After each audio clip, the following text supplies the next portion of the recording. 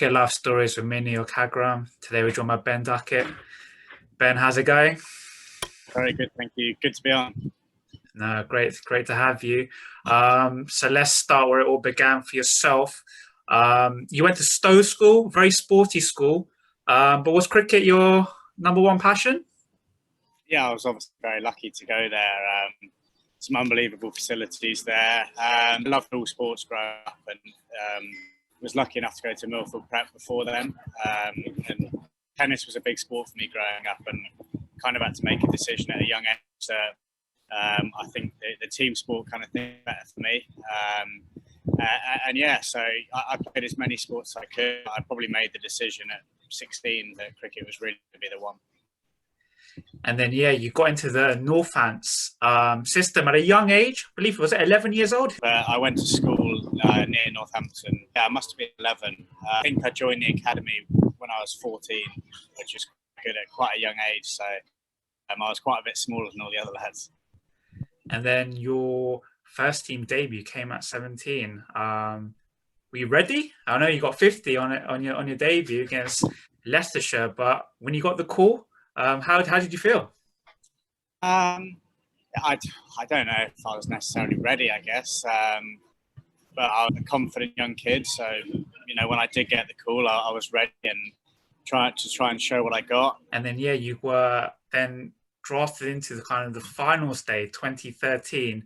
When you're a young man, I think 17 years old. When you're in that kind of environment, did you embrace it? That fearlessness of youth? I think I've always liked, just from the young age, being competitive. I've always liked kind of, the big game moments and stuff. So I remember after the semi-final texting, my mum and dad and a few people being like, we've had an injury, I'm going to play. All I remember is just being so excited. To be honest, I didn't have to do anything because we were so good on that day. I didn't bat. I took one catch, I think. But I think for me, it was just kind of experiencing the big stage there, playing in front of 25,000 people at such a young age. Good to get that in early, just to experience it, even though I didn't do much. But yeah, it was obviously, everyone plays to win trophies, don't they? So to sort of start my career with a win at a small county, it was really special. And then there was a couple of incidences in terms of the fitness side of things with England under 19, and then in 2013 and 2015. But in terms of with Northants, just I think pre-season tours, they sent you home, etc. But I don't really want to kind of dwell on that. It's more kind of a general point. You're a young man then. Is there a support structure in place for young cricketers? Did anyone actually put an arm around your shoulder? I think it's, first of all, with the fitness side of things, I think I've made it pretty difficult for myself. I was the only player at 21, 22 in that side. So I was 18, all my friends were going to uni. So the social side of things, I probably did get a little bit caught up in it. And, I was playing professional cricket, getting dragged probably away with my mates. And I probably got a bit caught up in that. I should have really been working on my games. As I said, I didn't make it easy for people. Could have been treated a bit differently, and I could have maybe had a bit more support with it. As an 18-year-old, just rather than them going, you need to fit, you need to go and do this. But that being at a small county with not many coaches, not many support staff. So on the other hand, it is tough. But yeah, on the field, under 19 World Cup 2014, you excelled. Back-to-back man of the match performances against India in the quarterfinals, and then the third place playoff against Australia. Did that give you confidence as a young age? Yeah, it did, first of all, because obviously I played in a World Cup before then, and I played a lot of under cricket and not really cracked it. I've not really done well, and to go to that World Cup and to be one of the bigger, do well in that was huge for me. And so that was a massive start, I think, for me, of believing that I can do it, at a higher level. Would you say that period 2015 to 2017 was kind of where you just took it to the next level? So 2015, I think you got promoted to opening the batting. First of all, how did that conversation come about? The differences moving up the order and the challenges facing the new ball? Yeah, it was interesting. Funnily enough, I remember the conversation, and when Dave Ripley called me, I remember I was actually leaving Sainsbury's, I think it was. This was after I'd been dropped for the start of summer because of the fitness stuff. I just said, look, if that's the only spot available, get me in there. Yeah, that 2016, I think a double hundred for the England Lions in a limited overs match. 2017, one of the Wisden cricketers of the year. England, I know you got your call up in 2017, but did you have any discussions prior to that with the national selectors, or was it just a case of you needed to score runs to get your chance? I think I had 2 or 3 calls in the summer saying, look, you've just missed out. But to be honest, at the time, I was like, I know why you're calling me. Like, 12 months ago, I was in the second team. So it was great that they were calling me, and just back to that year, just nothing fazed me. I just enjoyed cricket. I just went out there, played with freedom, and I didn't think too much about what was going on. Think about England, think about all this noise going on, around me. So I think that was what I don't going to touch on it, but I'll go on to it. That obviously the next couple of years, I battled hard with the expectations of myself, and after playing for England, I think the hardest thing is then staying consistent and scoring runs. And then when your call came for England, proudest moment of your career? Yeah, definitely. Again, like, I've got a shocking memory, but little things. I remember where I had a curry night with Northampton, and I remember it very well. I thought after the run going to the subcontinent that I had a good chance that year. But if I look back, I wasn't ready. I admit that. I don't think many 19, 20-year-olds are ready for spinning conditions because it's so alien, and it's so tough out there. Technique-wise, it was very tough out there. Yeah, you score 50s in the one-day years. You got a 50 against Bangladesh. There's a lot said when the India Test series came about Ashwin. Like, when people, it's one of the toughest places, as you said, to make your debut. You're a young man, so when the press, etc., at that time was saying, your technique doesn't stand up to spin. When you were hearing that, like, what was your response to that? Because you'd proven in county cricket that you could play, and you've come in at the highest level in really difficult conditions. So what were you thinking when you were like hearing all this outside noise? It was tough. I tried to block it all out, really, but you do start to believe it. And for me, like, playing spin is my strongest bit of my game, and I probably for a couple of years battled with that and believed what people were saying. But you do have to forget. If I would face Ashwin again in Mumbai and Chennai, would I struggle again? No, I might find a way to score runs, but it wouldn't be easy. He's one of the best bowlers ever in those conditions. It's not just me. There's a reason why Ashwin's got his record, because he's that good. It was just one of those ones where you had to knock it out. You had to find ways. And as I said, I was a young lad, and I was at a small county in Northampton with no senior players, really, no necessarily experienced coaches who had been at the top level. So I battled with myself for 2 or 3 years with, and that's why I moved to Notts in the end. I wanted to, be under one of the best coaches in the world. Wanted to play with some of the best players who have played international cricket, and it was the right time to move. But 2017, 18, 19 was tough, really, trying to find myself. But it was good that I had that setback at the age of 21, 22, and not 29. Because that could be the end of someone's career. Right? Yeah, one last word on Ashwin. Obviously, he was an overseas player at Notts last year. How was that? Facing him in the nets. You must have had conversations away from the training field as well. Did that help your game as well? An overseas player coming, like, general point about overseas players coming and playing in the county game, it benefits everyone. Yeah, and for me, you don't get many opportunities where I imagine you struggle in international cricket, and then you get the opportunity to face him in the nets. And every opportunity I got, I would bat against him in the nets.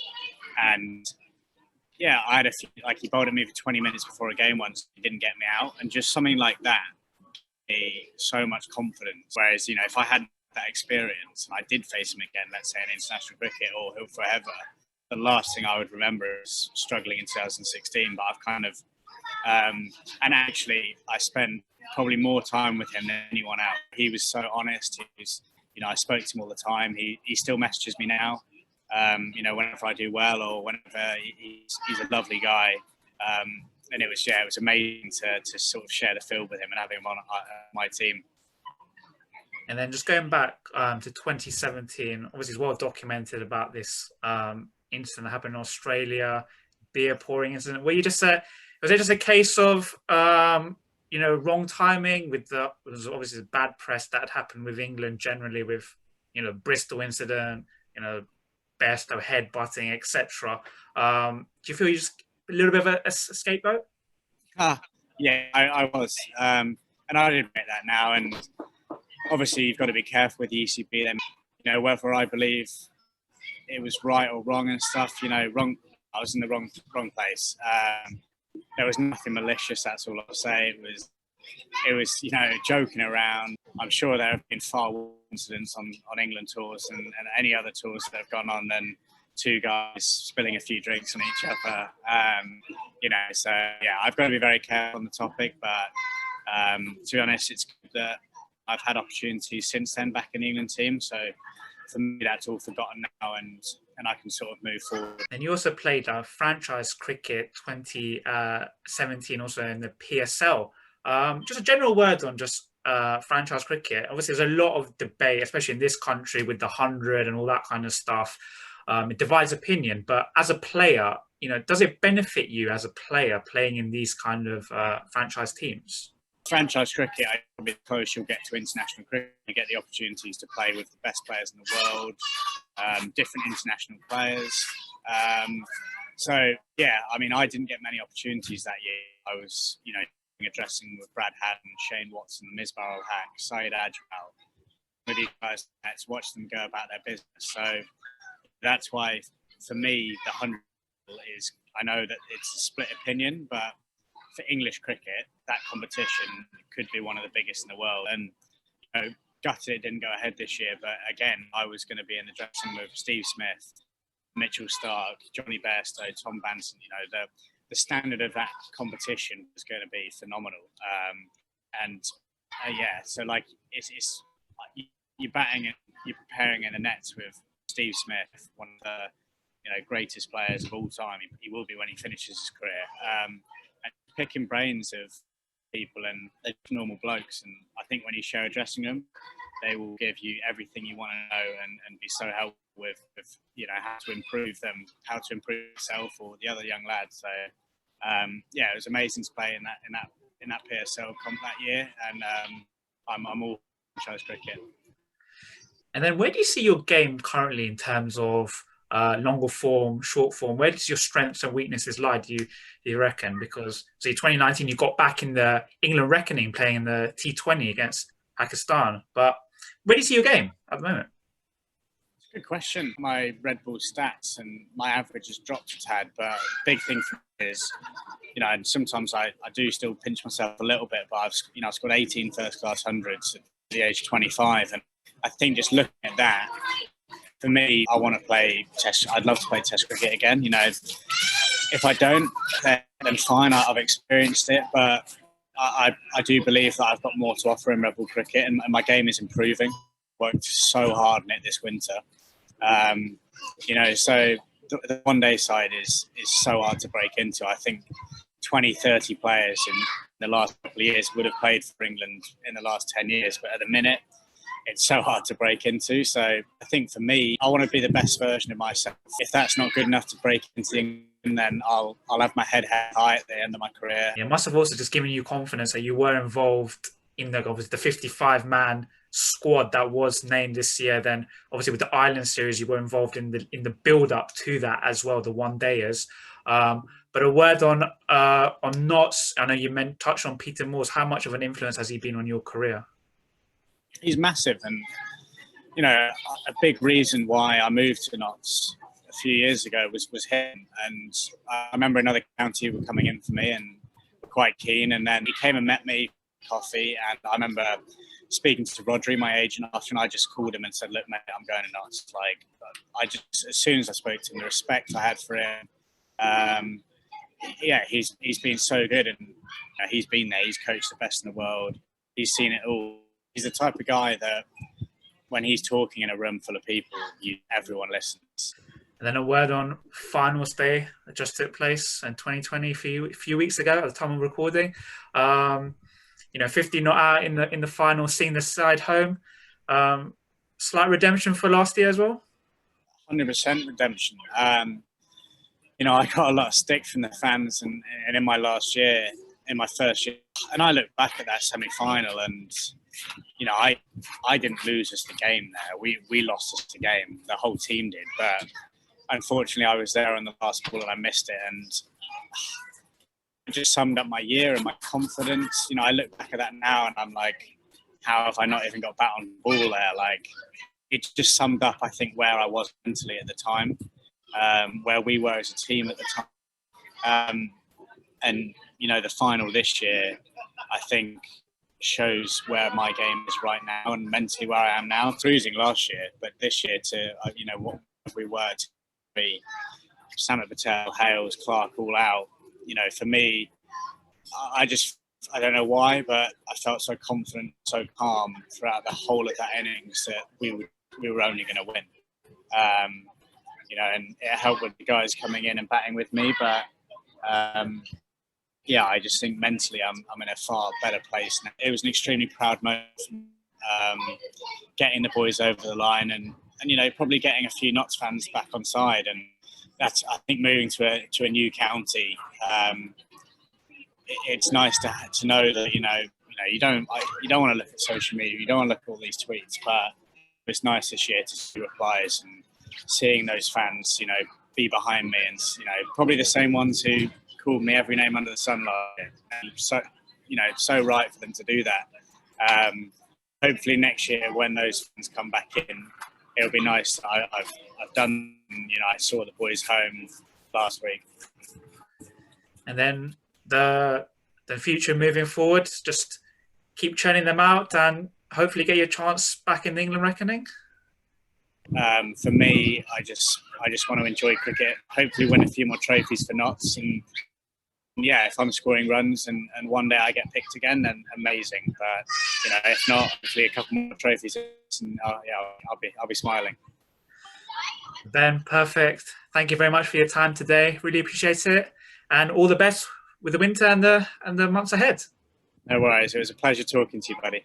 Cheers. So Neel Khagram, Cricket Life Stories, Ben Duckett. Thank you.